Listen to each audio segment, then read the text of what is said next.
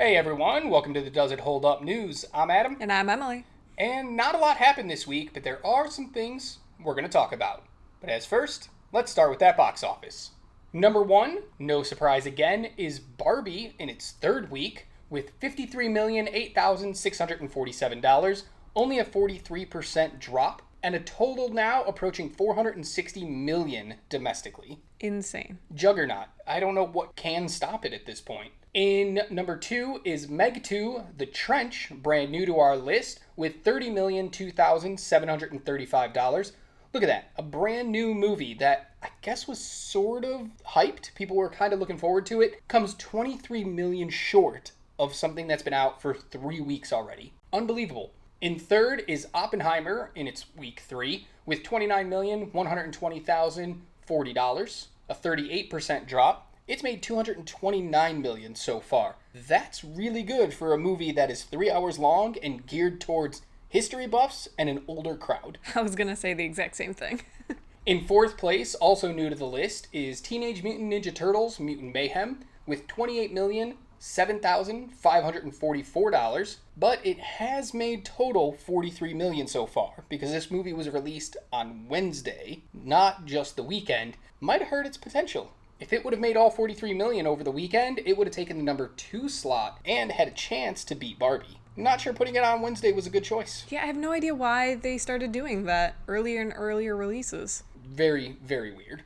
In fifth is Haunted Mansion in its second week with $9,213,064, a 62% drop, but it's made $42.2 million so far. That's a surprising amount of drop. Yeah, that's similar to what we saw with Elemental, and then Elemental hung around for a really long time, so maybe Haunted Mansion just has legs and just goes and goes. We'll find out. In sixth place, finally dropping out of the top 5, is Sound of Freedom in its fifth week with another $7.5 million, a 41% drop, but it has made $164 million domestically. There is an interesting thing in the background of this that I didn't want to touch upon too much, but we'll bring it up right here.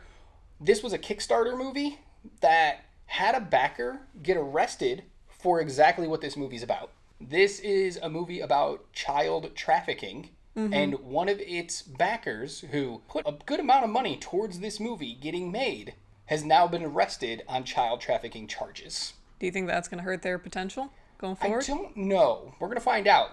It's very interesting. The studio, Angel Studios, who made this, has already put out a statement kind of saying, hey, doesn't matter who it is, justice should be brought to anyone who is found guilty of these things.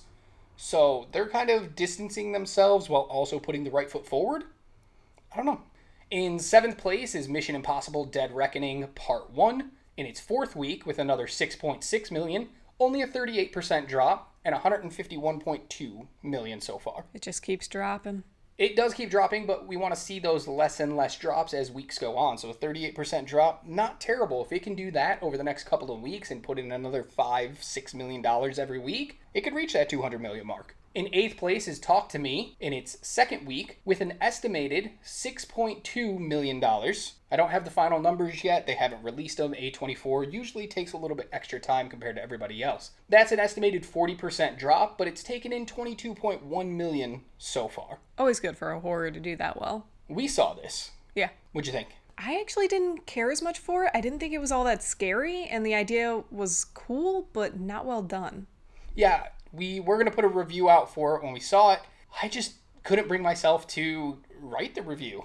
I didn't enjoy this movie. I don't understand why it's making this much money. I didn't find it scary. I thought the premise was interesting enough, the whole idea of being able to talk to dead people, but only when doing this thing. But there were a lot of problems I had with this movie, and the story being the major thing. In ninth place is Indiana Jones, Dial of Destiny, in its sixth week, with another $1.6 million, a 60% drop, but it's made about $171 million so far.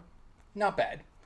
In 10th place is a movie new to the top 10, but not new to theaters. It's Rocky Aur Rani Ki Prem Kahani. Sorry if I butchered that, but it's its second week in theaters with another $1.5 million estimated. No drop has been reported, but it's roughly 22% from last week, which We didn't have it in the top 10 last week because none of the places that we used to get our numbers were saying it was in the top 10, but it's estimated to have made about 1.7 million last week, which should have put it in there, but apologies. Sometimes things coming out of the Indian market are very hard to get numbers for, but it has made 3.2 million so far. The movies that dropped out of the top 10 this week are Spider-Man Across the Spider-Verse after 9 weeks. So close to that 10th. Yeah, almost had it, 10 for 10.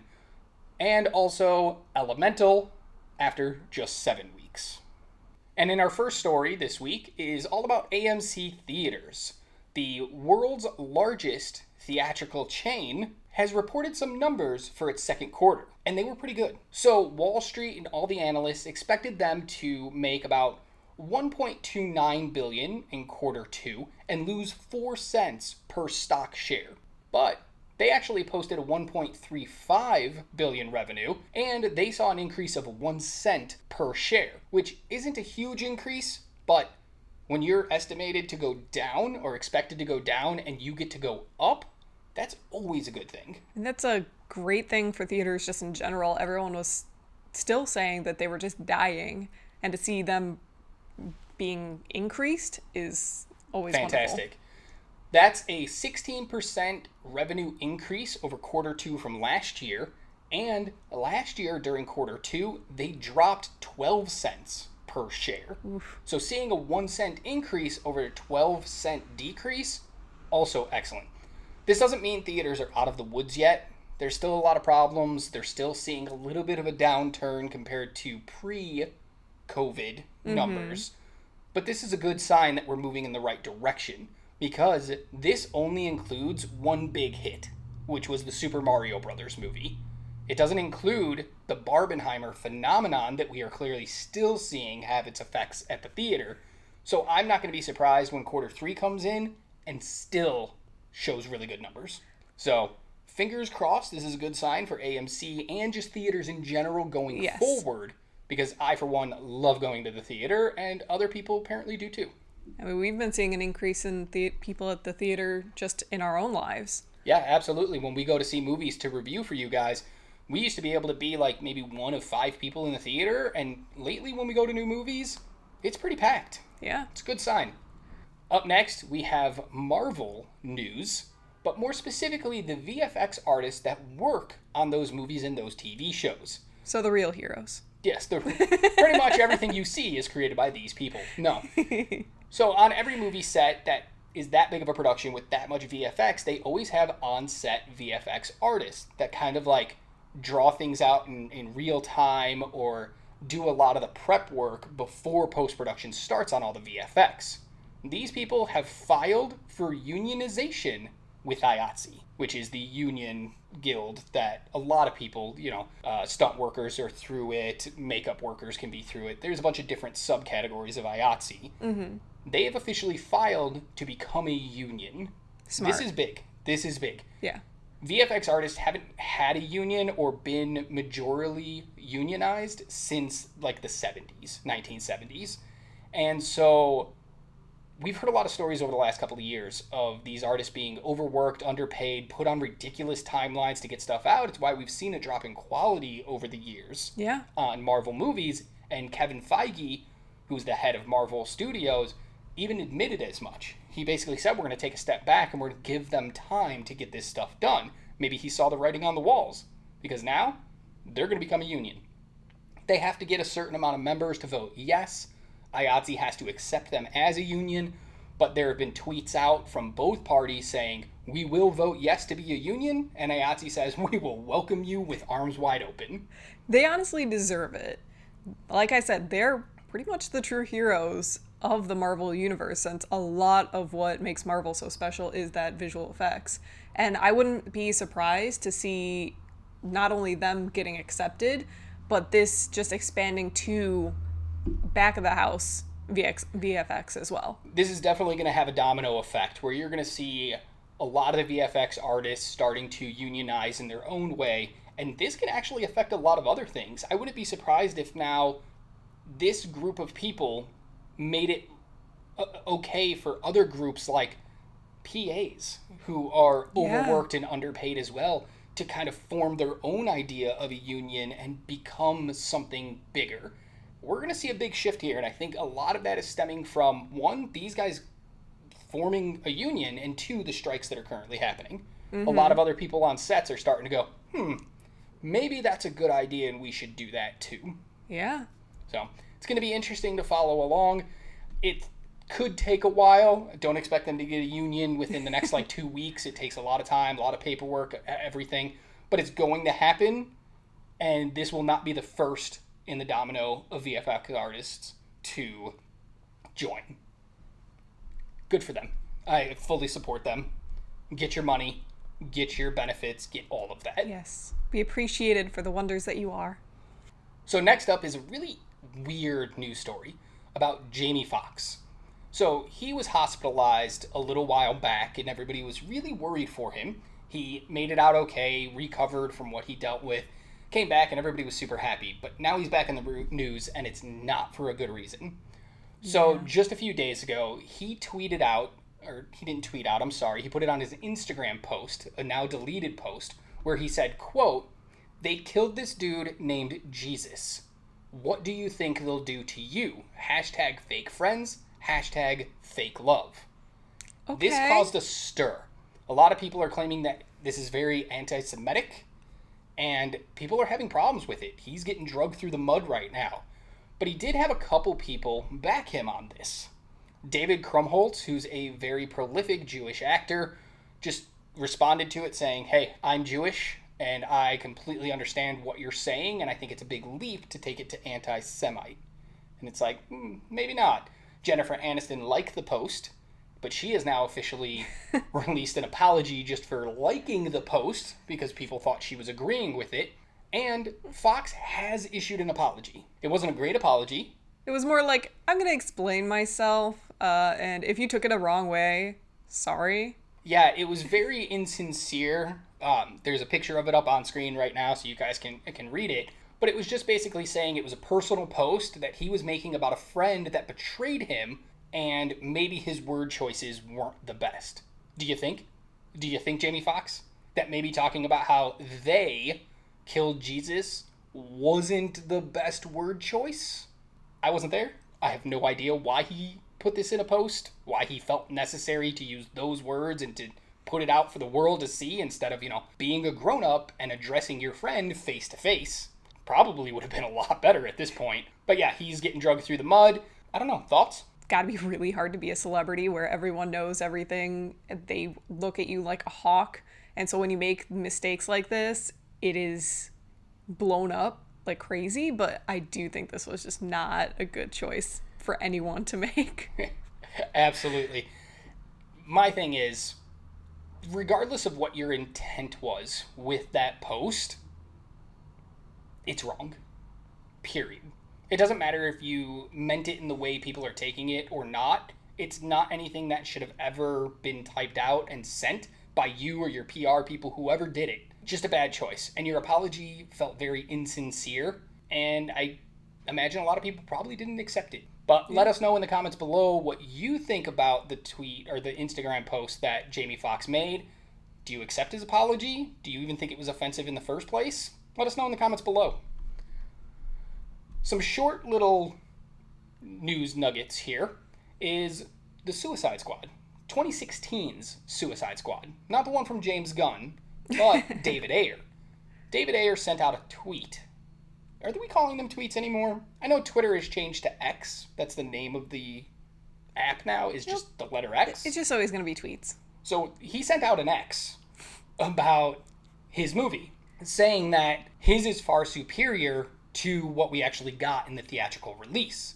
And then he added a little nugget in about how he has talked to James Gunn, who has personally told him his movie will have its chance to be shared.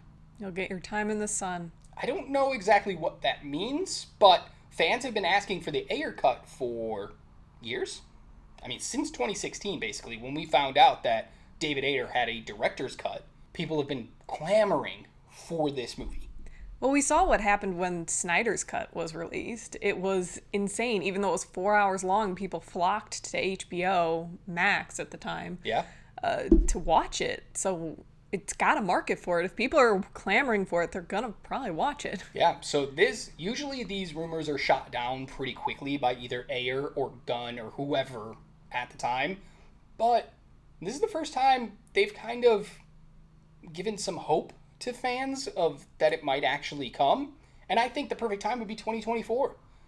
Might not make it in time if you have a lot of work to do on it to get it ready to go out, but with these strikes, we're going to see a downturn, especially in streaming shows and movies. Mm-hmm. So if this one only needs like, hey, here's $5 million, go finish up VFX work on it, and then we can put it out in 2024, that's the perfect time. Yeah. Don't expect to see it then. That's just my personal opinion. I actually don't expect to see it for a while because Ayer went on to say James Gunn deserves to build his own DC universe without worrying about the drama of past movies. So it's probably not coming for a little bit, but this is the closest we've ever been to actually getting the Ayer cut. There's hope. There is hope. So a quick story that I have is that Adam Devine, from Pitch Perfect, playing Bumper, has actually come out and called out Marvel for saying that it is responsible for ruining comedy movies. Yeah, I saw this. Basically saying that they're the reason that studios don't take chances on smaller comedies because audiences only want big budget comedies and comedies that are similar to Marvel. So he did a whole interview. I saw this, I listened to the whole interview, and it's very interesting because he's not just saying studios won't take a chance. He's basically saying Marvel spending $200 million per movie has ruined the theatrical experience for basically everything else. He specifically mentioned comedies because that's the type of stuff that he makes, but he has a quote here about people choosing to see movies. Well, why should I spend the same amount of money to go watch a little comedy if I could spend the same amount of money and go see something that is worth $200 million? That's fair. I mean, if I'm going to have to pay $15 to see a movie, am I going to want to go see the new big movie that everybody's going to be talking about? Or do I want to go see this comedy that may or may not fail? It's an interesting thing to look at on if Marvel is having a detrimental effect on movies in general. My question is, who the hell are you? Are you just mad? Like, listening to this whole interview, he just felt bitter that he wasn't in these movies or a part of these movies. And so I think that's a little bit. The reason we wanted to bring this to the table, though, is he's not the first one to speak up. I mean, just 3 years ago, we had Martin Scorsese talking about how Marvel movies aren't cinema and they're ruining art and film and all that. And other people have spoken up since. He's just another one in a long list. It just was interesting that all these actors are just piling on Marvel, but it seems to be that most of them who are speaking up are either actors who haven't been in Marvel and maybe want to be, or directors who are very old school. Maybe they're right. Maybe Marvel needs to take a break and do one movie a year only and give other opportunities to things, or maybe just make better movies that people actually care about and want to go see. In sadder news, we do have 2 passings to report on. The first is William Friedkin, who is a director best known for The French Connection and The Exorcist. He actually won Best Directing Oscar for The Exorcist back in the 1970s. His first movie was a TV movie back in 1962, but he was still working. He actually has a movie premiering at a festival in September of 2023 called The Caine Mutiny Court Martial. With a lot of big names, this man was still working up until his passing. He's never really hit the heights he had with The Exorcist, but he impacted a lot of people. Exorcist changed the game on how horrors were going to be made. Yeah. Horror directors you see now, like James Wan, Jason Blum, all those guys, they were affected. They were changed by The Exorcist. What they do now is because of that movie, and William Friedkin will go down in history as directing one of the greatest horror movies of all time. Can't beat that. The other one is a name you won't know, but you will have seen his work. Arthur Schmidt, who is an award-winning editor. He actually owns 2 Oscars for editing with another nomination. His 2 wins are for Forrest Gump and Who Framed Roger Rabbit. His one nomination that he didn't win was for Coal Miner's Daughter. So right there, that's just 3 big movies that you've seen, you just never knew who edited them. His career started back in 1977. He last edited a movie in 2012 named Flight with Denzel Washington. That was a pretty big movie when it came out. He was still a part of that. Yeah. But here's a few movies I pulled from his filmography of things he's edited. Jaws 2, Back to the Future 1, 2, and 3, All right. Addams Family Values, Castaway, and Pirates of the Caribbean, The Curse of the Black Pearl. The first one and the only good one.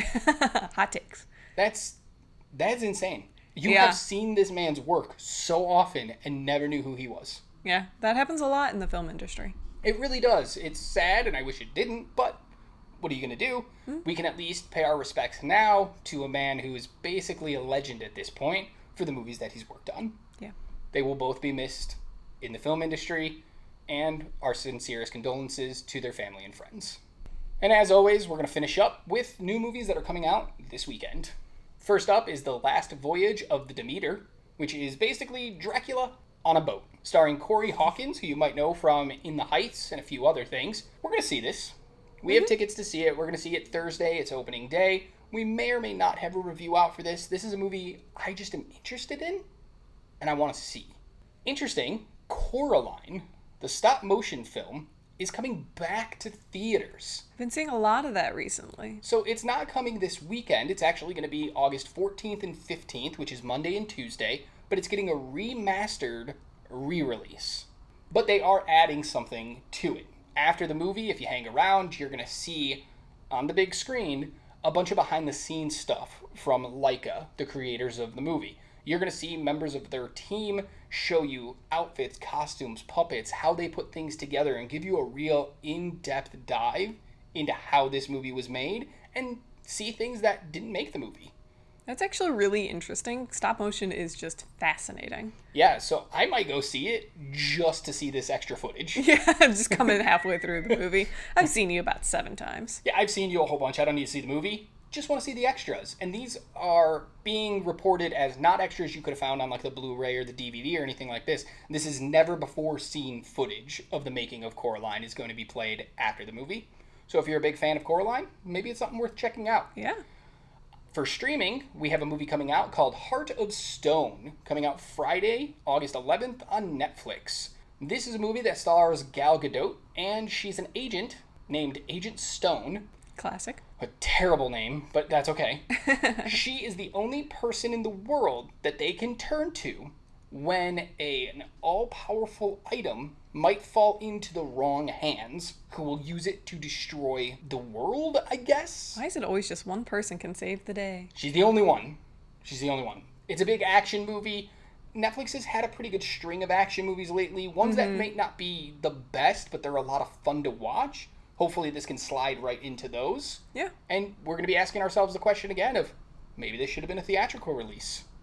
We shall see. Netflix has done that a lot lately with like The Gray Man and things like that, where it's... You could have put it in theaters. You could have, and you didn't. This might be another one.